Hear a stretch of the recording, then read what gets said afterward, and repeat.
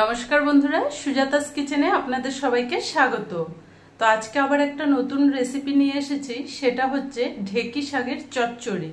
তো আজকে ঢেঁকি শাকের চচ্চড়ি কিভাবে বানাবো চলুন একবার দেখিয়ে দিই। প্রথমে কড়াইটা গরম করে অল্প করে এখানে সর্ষের তেল দিচ্ছি। তেলটা একটু গরম হচ্ছে, তো এদিকে আমি আজকে যেটা ঢেঁকি শাক দিয়ে চচ্চড়ি করার জন্য আমি ঢেঁকি শাকগুলোকে ঠিক এই সাইজ করে করে কেটে রেখে দিয়েছি। আপনারা চাইলে আরেকদিন আমি গোটা ঢেঁকি শাকটাকে কেটেও দেখাবো। দুটো শুকনো লঙ্কা ফোড়নে দিলাম আর অল্প কালো জিরে দিচ্ছি। সাথে ফোড়নে 1 চামচ রসুন থেতো করে সেটা দিচ্ছি। এখানে অল্প করে পেঁয়াজ কুচি দিলাম, সাথে 5-6টা কাঁচা লঙ্কা ফাটিয়ে দিলাম।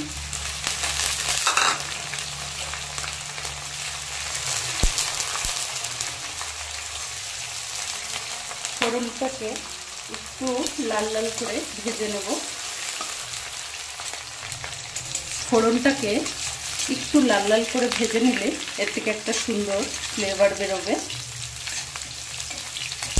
একটু ভালো করে লাল লাল করে ভেজে নেব।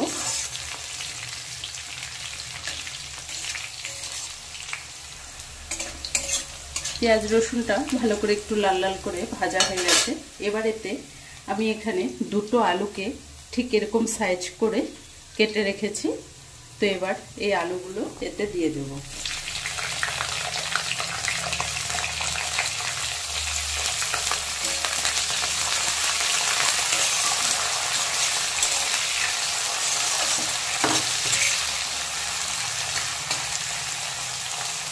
আলুটা একটু 1 সেকেন্ডের মতো নেড়ে চেড়ে এতে অল্প করে নুন দিয়ে দিচ্ছি আর অল্প করে হলুদ দিলাম।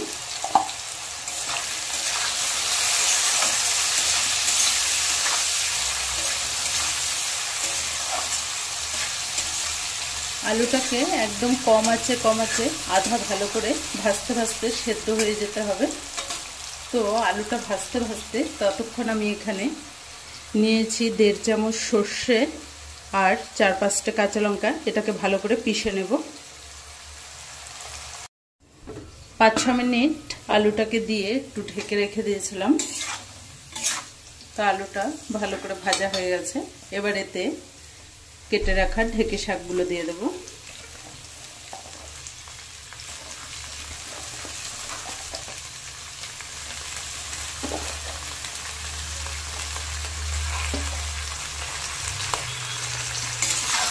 শাকটা দিয়ে আরও 2-4 মিনিট ভালো করে ভেজে নেব। একটু ঢাকা দিয়ে দিয়ে ভাজতে হবে।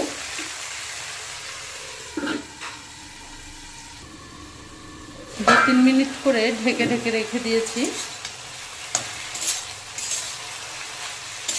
শাকটার থেকে জলটাও ছেড়ে আসবে, শাকটাও সেদ্ধ হয়ে যাবে। ততক্ষণ এভাবে ঢেকে ঢেকে 2 মিনিট বাদে বাদে নাড়তে হবে।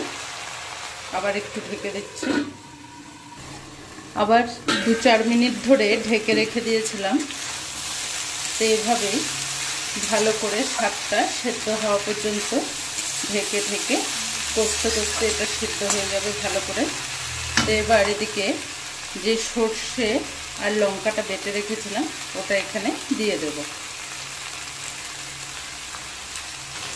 এবার সর্ষের বাটিটা ধুয়ে অল্প করে জল দিয়ে দিচ্ছি।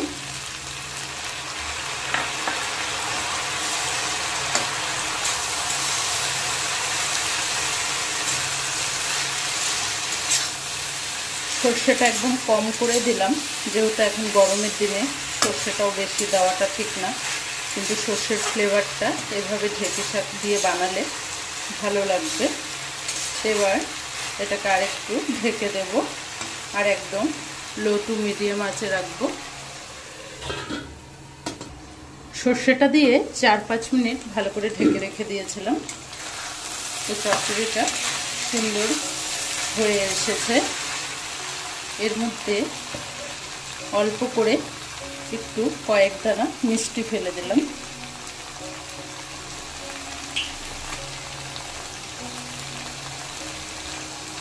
আর অল্প করে একটু কাঁচা সর্ষের তেল দিয়ে দিয়েছি, দিয়ে একটু নেড়ে চেড়ে